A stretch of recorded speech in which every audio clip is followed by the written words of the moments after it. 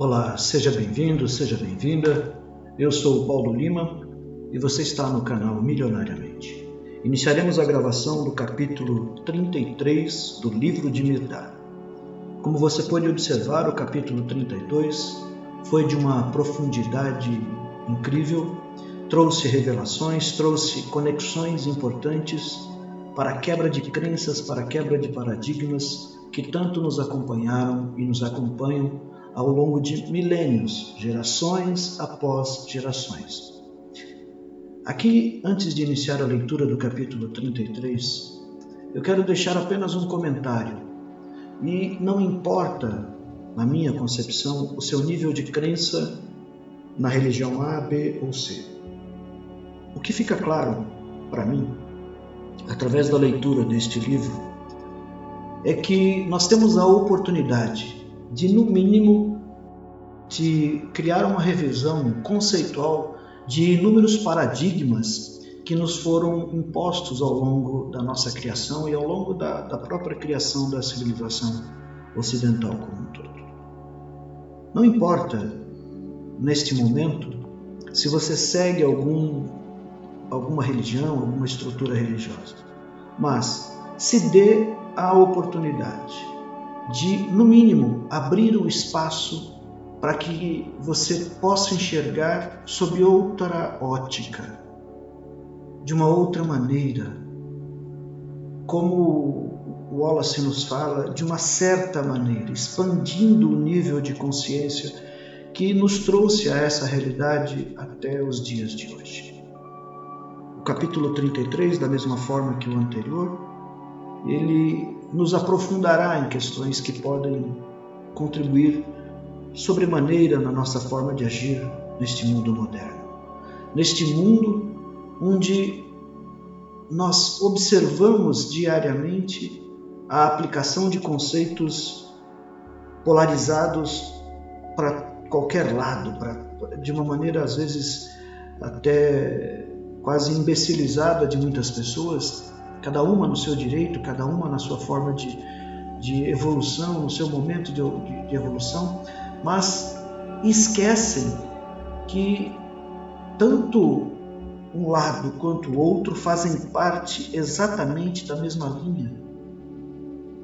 E nesta polarização, neste pêndulo que fica do lado esquerdo ou do lado direito, ou para frente ou para trás, ele sempre estará no extremo. É como o próprio Caibalion nos fala sobre essa lei dos ciclos e dos ritmos. Você tem um pêndulo que oscila de um lado para o outro. E para que nós saiamos desta condição pendular, é preciso que a gente ascensione, que a gente saia da bola do pêndulo e suba para a base superior, por incrível que seja, da forma de pensar e da forma de agir para sair do efeito pendular. Mas Caibalion fica para um outro momento, nós ainda falaremos dele por aqui. Vamos então à leitura do capítulo 33. Agradeço a sua presença. Se você puder curtir, se você não é inscrito, inscreva-se e compartilhe. É fundamental para que o YouTube, você sabe disso, para que o YouTube mantenha a relevância dos vídeos. Você observa que esses áudios, em média, eles estão trazendo uma visualização de 300, 400 leituras, mais ou menos. Para mim, o que importa é que uma pessoa já tenha sido afetada, está ótimo, não tem problema algum, mas eu acho que existem outras pessoas que podem se aproveitar deste material. Vamos então, sem muitas enrolações aqui, vamos ao capítulo 33. Muito obrigado profundamente pela sua presença.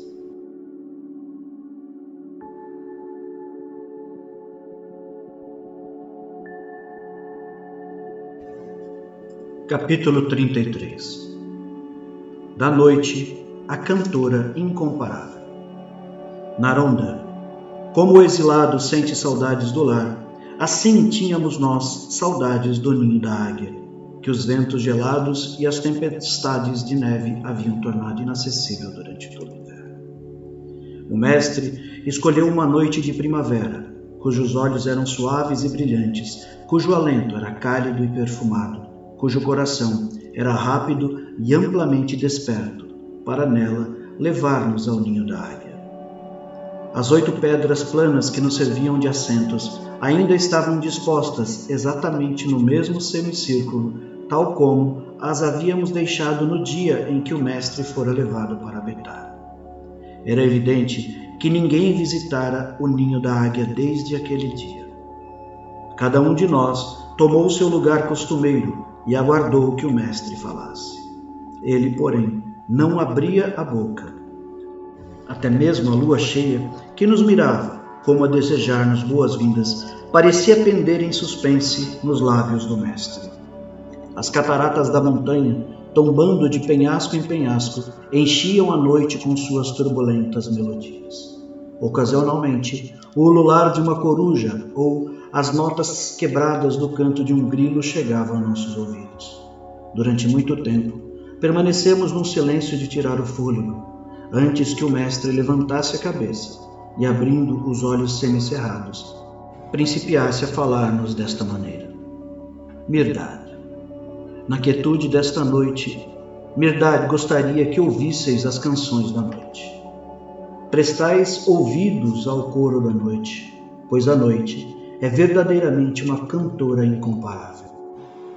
Das mais escuras fissuras do passado, dos mais luminosos castelos do futuro, dos pináculos dos céus e das entranhas da terra, as vozes da noite jorram e se precipitam até os mais distantes cantos do universo.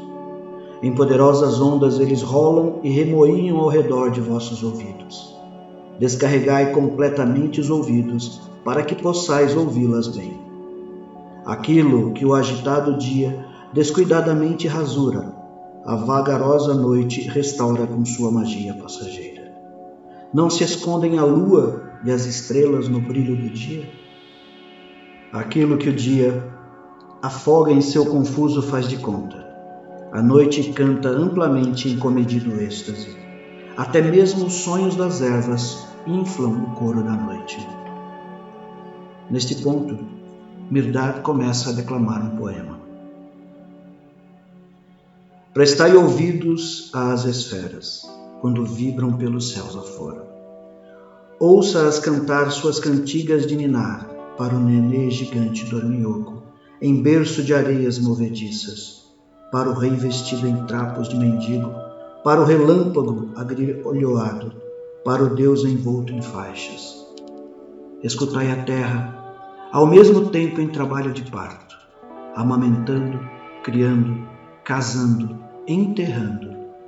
As bestas selvagens rondando na floresta, rosnando, uivando, rasgando, dilacerados. Rastejadores seguindo seus caminhos, insetos zunindo suas baladas místicas, pássaros ensaiando em seus sonhos, contos dos prados, cantigas dos regatos. Árvores e arbustos e cada alento, sorvendo a vida em taças de morte. Do cume e do vale, do deserto e do mar, do ar e de sob a relva, lança-se o desafio ao Deus velado pelo tempo. Escutai as mães do mundo, como choram, como se lamentam, e os pais do mundo, como gemem, como se afligem. Escutai seus filhos e filhas correr para as armas e das armas, repreendendo Deus e amaldiçoando o destino, fingindo amor e respirando ódio, bebendo zelo e suando temores, semeando sorrisos e colhendo lágrimas, estimulando com seu sangue carmesim a fúria do dilúvio que se junta. Escutai seu estômago faminto encolher-se e suas pálpebras inchadas piscar, e seus dedos ressecados tatear em busca da carcaça de sua esperança, e seu coração distender e rebentar, de monte em monte e de pilha em pilha. Escutai os engenhos inimigos roncar, e as altaneiras cidades tombar, e as poderosas cidadelas tocar seus próprios dobres fúnebres, e os monumentos de antanho chafurdar nas poças de lama e sangue. Escutai as orações do justo repicar junto com guinchos de luxúria, e o balbuciar ingênuo do bebê rapsodear com a malvada tagarelice, e o sorriso ruborizado da donzela gorjear com a perfídia da prostituta, e o êxtase do valente cantarolar as ruminações do pajem. Em cada tenda e choça de cada tribo e clã, a noite trombeteia o hino da batalha do homem. Mas a noite, a feiticeira, combina bem as cantigas de ninar, os desafios, os hinos de batalha e tudo mais, em canção demasiado sutil para o ouvido, canção tão grandiosa, tão infinita em diapasão, de tão profundo tom, tão melodioso refrão, que até os coros e as sinfonias dos anjos, em comparação, não passam de ruído e balbucio. Essa é a canção de triunfo do vitorioso. As montanhas cochilando no regaço da noite, os desertos reminiscentes com suas dunas, os abismos sonâmbulos, as estrelas errantes, os habitantes das cidades dos mortos, a santa tríade e a onivontade saúdam e aclamam o homem vitorioso. Felizes são os que ouvem e compreendem.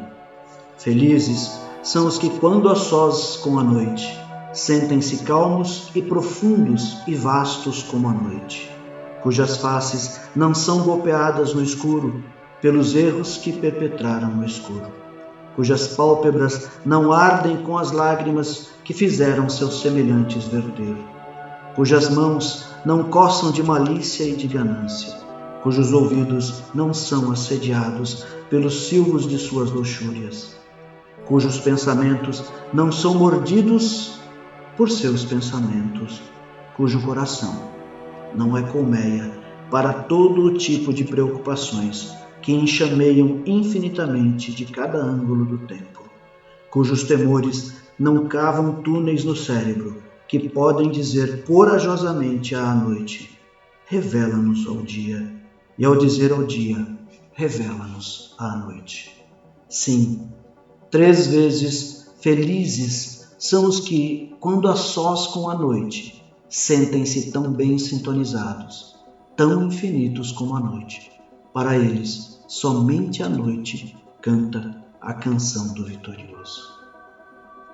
Finda deste poema. Se quiserdes enfrentar a calúnia do dia com a cabeça bem erguida e os olhos acesos de fé, apressai-vos para conquistar a amizade da noite. Sede amigos da noite.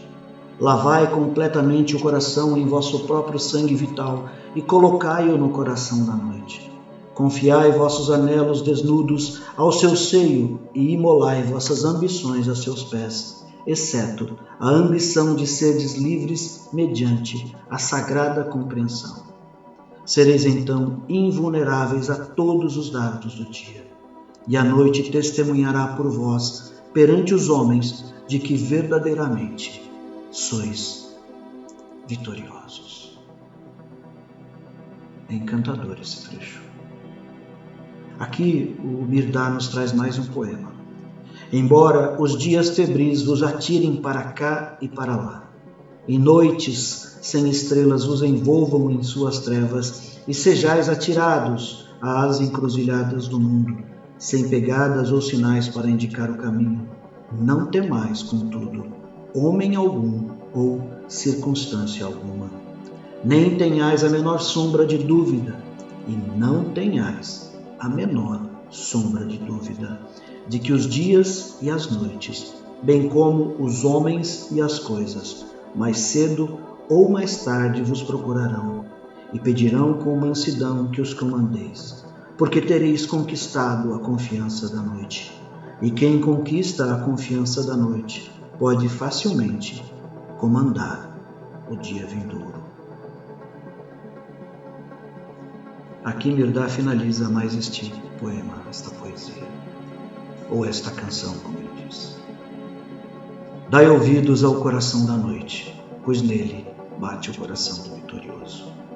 Se eu tivesse lágrimas, oferecê-las-ia esta noite a cada estrela cintilante e grãozinho de pó, a cada córrego borbolejante e cigarra cantora, a cada violeta que envia pelo ar sua alma fragrante, a cada vento errante, a cada monte e vale, a cada árvore e a cada folha de capim, a toda a transitória paz e beleza desta noite, eu derramaria minhas lágrimas diante delas, como desculpas pela ingratidão e selvagem ignorância dos homens. Porque os homens, os recrutas do hediondo vintém, estão ocupados no serviço de seu penhor, excessivamente ocupados para dar atenção a qualquer voz ou vontade, que não seja sua própria voz ou vontade. E pavoroso é o negócio do Senhor dos homens. É transformar seu mundo em um matadouro em que eles são os abatedores e o abate. Assim, inebriados pela sangria, homens massacram homens, acreditando que quem mais mata herda dos que foram massacrados toda a partilha da generosidade da terra e da liberalidade dos céus. Crédulos infelizes, desde quando um lobo torna-se cordeiro por dilacerar outro lobo? Desde quando uma serpente torna-se pomba por esmagar e devorar companheiras serpentes? Desde quando um homem, por matar outro homem, só herda suas alegrias sem tristezas? Desde quando um ouvido, tampando outros ouvidos, torna-se mais sintonizado com as harmonias da vida? Ou um olho, arrancando outros olhos, torna-se mais sensível às emanações da beleza? Haverá um homem ou qualquer hoste de homens que possa exaurir as bênçãos de uma única hora, seja de pão e vinho, seja de paz e luz? A terra não gera mais do que pode alimentar. Os céus não solicitam nem furtam a subsistência de seus filhotes. Mentem os que dizem aos homens: se queres satisfazer-te, mata e herda daquele que mata. Como pode ele prosperar com as lágrimas, o sangue e as agonias de homens que falharam em prosperar em seu amor, no leite e no mel da terra, e na profunda afeição dos céus? Mentem os que dizem aos homens, cada nação por si. Como poderia a centopeia avançar um só centímetro se cada perna se movesse em direção contrária à das outras, ou bloqueasse o progresso das outras, ou ainda planejasse destruição para as outras? Não é a humanidade um monstro centípede cujas numerosas pernas são as nações? Mentem os que dizem aos homens: regência é honra, ser regido é vergonha. Não é o condutor do burro guiado pelo rabo do burro? Não está quem enjaula preso ao enjaulado? Na verdade, o burro conduz seu condutor e o enjaulado prende quem o enjaula. Mentem os que dizem aos homens: a corrida é do veloz, o direito é do poderoso. Porque a vida não é uma corrida de músculo e força muscular. O coxo e o aleijado, muitas vezes, alcançam a meta muito mais rapidamente do que o perfeito. E às vezes, até um mosquito, vou repetir, até um mosquito derruba um gladiador. Mentem os que dizem aos homens que o erro não pode ser corrigido, senão pelo erro. Um erro superposto a outro jamais poderá corrigi-lo. Deixai o erro em paz, e ele próprio desfará sua obra. Mas os homens são crédulos em toda a filosofia de seu Senhor. Acreditam piamente no vintém e seus corvos marinhos, e cumprem fielmente seus mais extravagantes caprichos. Aqui nesse ponto há uma nota do autor ou do tradutor, que esta parte foi tirada de Deuteronômio 14:17 e Levítico 11:17. Ao passo que na noite que canta e prega a libertação, e até no próprio Deus, eles não confiam, nem dão atenção. E vós, companheiros, sereis por eles marcados a fogo, ou como lunáticos, ou como impostores. Não vos ofendais com a ingratidão e a aguilhoadora zombaria dos homens, mas labutai com amor e inexaurível paciência, para que eles se libertem de si mesmos e do dilúvio do fogo e sangue que em breve virá sobre eles. Já é tempo de os homens pararem de abater homens. O sol, a lua e as estrelas estão desde a eternidade esperando ser vistos, ouvidos e compreendidos. O alfabeto da terra ser decifrado, as estradas do espaço ser percorridas, o fio enredado do tempo ser desenredado, a fragrância do universo ser inalada, as catacumbas da dor ser demolidas, o antro da morte ser saqueado, o pão da compreensão ser provado, e o homem, o Deus em véus, ser desvelado. Já é tempo de os homens pararem com a pilhagem de homens e unirem fileiras para levar à frente a tarefa comum. Enorme é a tarefa, porém doce é a vitória. Tudo o mais, em comparação, é trivial e vazio. Sim, já é tempo. Poucos, todavia, darão ouvidos. Os outros terão de aguardar novo chamado, nova alvorada. Finalizamos assim a leitura deste capítulo. Eu ia trabalhar o capítulo 24, mas ele é muito profundo, ele vai tratar da questão do ovo mãe dos princípios e origens. Então eu vou deixá-lo para um capítulo único, talvez ele fique um vídeo um pouco menor. Se for possível, retorne a este vídeo, ouça novamente. Eu tenho frisado isso em todos os vídeos, mas é porque de fato eu sinto que há uma profundidade neste trabalho que foge muitas vezes a qualquer expectativa ou perspectiva que nós tenhamos da vida. Nas sutilezas do texto é que talvez nós possamos encontrar as pérolas mais belas para o nosso coração e para a nossa alma. Faço isso com muito carinho para vocês e espero que de alguma maneira possa de fato estar contribuindo com o seu crescimento, com a sua ascensão, principalmente das pessoas que acabam não tendo tempo, de fazer leituras e de estudar profundamente. É uma dedicação que me dá prazer nesse sentido. Desejo ao Cristo que a paz chegue ao seu coração, que a paz permaneça no seu coração, que a luz e a vida seja abundante e que onde que você toque seja um toque de Midas, mas um toque de Midas que não traz só o ouro, mas que traz a harmonia, traz a abundância em todas as áreas da sua existência, da sua vida e de todos os seus familiares. Paz profunda. Compartilhe, curta, se inscreva. Vamos chegar a 50 mil nesse canal e no próximo vídeo nos encontraremos. Um abraço e até lá.